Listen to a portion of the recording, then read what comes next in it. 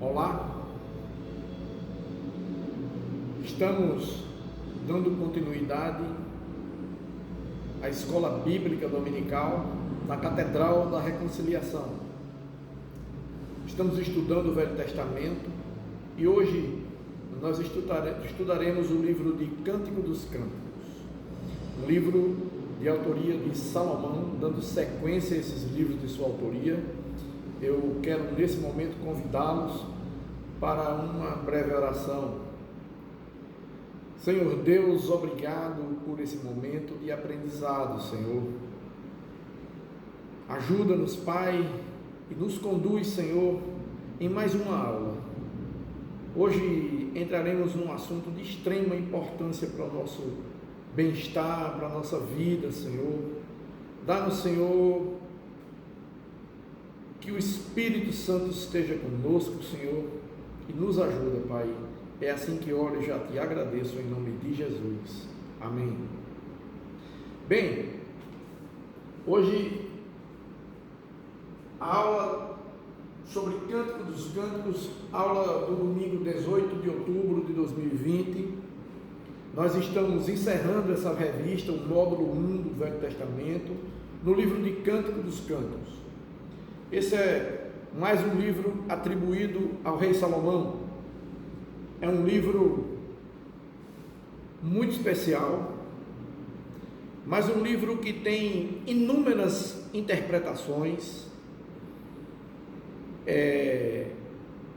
muitas visões teológicas tiram desse livro interpretações diferentes, e por isso a nossa escolha, seguindo a revista, mas também o meu entendimento, de que, me alinhando ao que a partir do século XVII se tomou como linha interpretativa, como a literalidade sendo a melhor escolha, sem que essa escolha seja desanexada ou mesmo desassociada do caráter mais profundo, que seria uma verdade subentendida, de que ele também reflete e comunica, junto com a sua literalidade, a visão de que ele representa o amor de Deus por Israel, porque o Velho Testamento fala de uma aliança. Ele dá sentido ao Gênesis, ele vem acrescentar o que está em Gênesis no capítulo 2, ele simplesmente traz para a gente uma lição integral, mas também ele também pode ser de uma forma diferente, interpretada como uma forma de ver o amor de Cristo e a igreja. Então, na sua literalidade, esse livro traz nada mais, nada menos do que a descrição bíblica do relacionamento entre um homem e uma mulher. Sigamos então. O autor, como está descrito já, é o rei Salomão. Nós já fizemos estudos sobre a vida desse homem, quando tivemos aqui uma aula sobre o livro de Provérbios, tivemos aqui uma aula sobre o livro de Eclesiastes, aulas onde eu me propus a tratar essas aulas como esboço ou visão panorâmica do livro. Cântico dos Cânticos, nós faremos um esboço, uma visão panorâmica também do livro, mas é um tema que para mim é muito especial, e eu acho que aqui a gente pode, além de dar uma visão panorâmica, tentar passar um pouco de conteúdo. Olhando de uma certa forma analítica, olhamos que a data provável é 970 a.C. O versículo-chave é Cântico dos Cânticos, capítulo 8, verso 7, e que a palavra-chave é amor. O esboço, se a gente olhar para o livro de Cantares, seccionando esse livro, conseguimos ver que do capítulo 1, verso 2, até o capítulo 3, verso 5, é uma fase desse relacionamento que chama-se de conquista. Do capítulo 3, verso 6 a 5, verso 1, temos o casamento. Do capítulo 5, verso 2 ao capítulo 6, verso 13, temos as crises. E do capítulo 7, verso 1 ao capítulo 8, verso 14, vemos aqui, podemos ter o compromisso. Então são as fases de que nós podemos dizer? De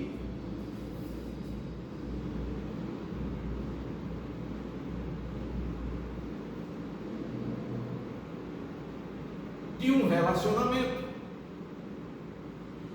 Então, qualquer que seja a nossa escolha, a nossa linha interpretativa, ele vai sempre ser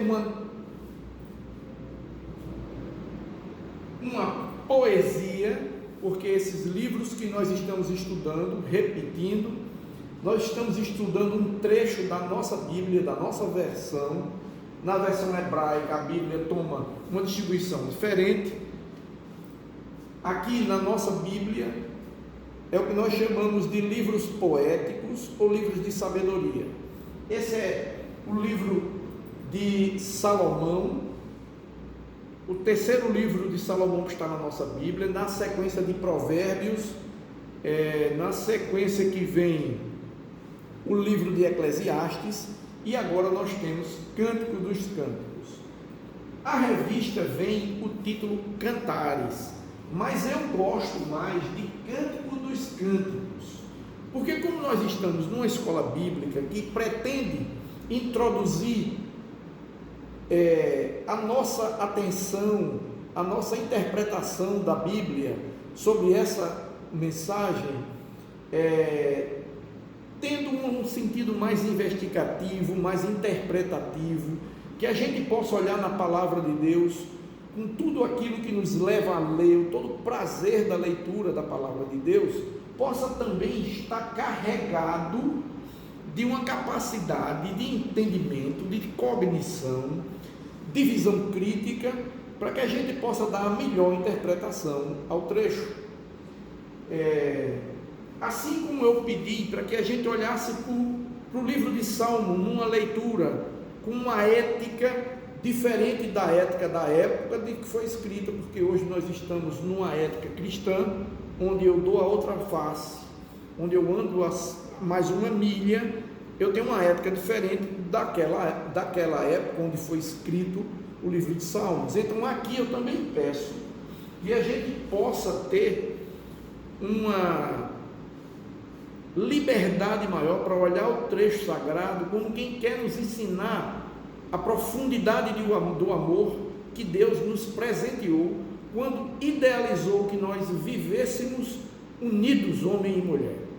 Porque já em Gênesis estava escrito que tudo era bom, mas quando ele vai falar do casal que ele estava criando, quando ele cria o homem, ele diz assim: não é bom que o homem esteja só, far-lhe-ei uma ajudadora idônea.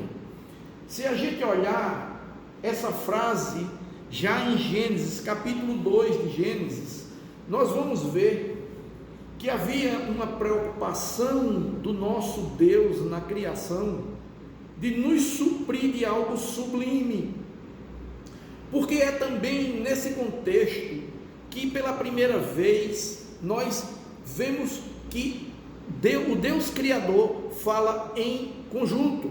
Ele vai falar: façamos o homem à nossa imagem e semelhança. Façamos. Os olhos do credo vê nisso a primeira ilustração da Trindade, um Deus trino. A gente já consegue ver, mas só os olhos do credo, que está despido de uma crítica que tira da Bíblia a profundidade que ela tem, a espiritualidade que ela tem. Então a gente precisa se desnudar da nossa forma de viver e olhar o mundo. Muitos de nós vivemos conflitos porque ainda estamos aprisionados numa cosmovisão onde nós não temos liberdade para entender que podemos ser criacionistas sem negar a ciência, e muitos enveredam somente pelo lado pragmático, científico, comprovado, e perdem a oportunidade de ver no criacionismo algo que cabe muito bem à ciência, algo que cabe muito bem e explica algo que a ciência sozinha não explica, que é essa dimensão chamada amor, essa dimensão nova que Deus introduz, porque já ao criar nós vemos um Deus gracioso que compõe nessa criação um ambiente para que vivamos bem, e é na criação desse ambiente que Ele também vê, e é em consenso. Uma das coisas belas que um dia eu aprendi, que quando está falando de relação a dois, Gênesis capítulo 2, quando Deus começa a falar da criação do homem e da mulher, quando Ele diz façamos, Ele já dá uma conotação de consenso. A Trindade estava em consenso. Ora, o Deus que criou todas as coisas, Ele tinha autoridade também para criar o homem dessa forma. Mas essa expressão quer ensinar a mim e a você que quando o assunto é relacionamento, tem que ter consenso. E por isso Ele cria esse homem e essa mulher em consenso. Façamos. Isso é uma lição. É uma lição para mim e para você, para entender que em casamento, em relacionamento, não existe posicionamento único. Sempre tem que ser consensual. Embora o homem possa tomar essa decisão, a mulher tem que ser ouvida, tem que ser considerada. E além disso, ela precisa ser suprida nessa decisão e satisfeita.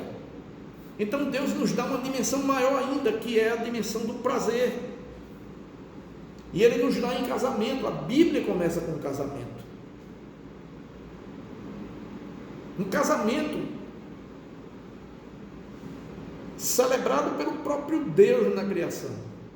O próprio Deus, toda a Trindade se une para essa magistral situação de núpcias, onde homem e mulher são instruídos a crescer e se multiplicar. Então, vejamos, quando esse livro vem falar de amor, se a Bíblia é uma história de amor desse Deus Criador com a sua criação, especificamente a esse povo com quem Ele faz uma aliança, mas Ele ama toda a criação, porque Ele queria que através desse povo Ele abençoasse todas as outras nações, porque esse povo tinha essa incumbência, refletir o amor de Deus por eles e deles por esse Deus, para que todos aqueles povos que estavam fora da aliança, que viviam fora da vontade de Deus, pudessem ver nesse povo algo especial e desejasse viver da forma que eles viviam. Mas as coisas não são bem assim, e nós já trilhamos um pouco esse aprendizado que nós temos aqui durante todos esses dias, e aí quando a história chega aqui, ela vai parar para falar de uma coisa chamada relacionamento homem e mulher, e Ele vai fazer algo especial, Ele vai ressignificar tudo isso, e Ele vai dar uma nova dimensão Porque esse livro, ele vai fazer uma coisa muito especial para a história dos relacionamentos. Ele vai fazer uma reconexão.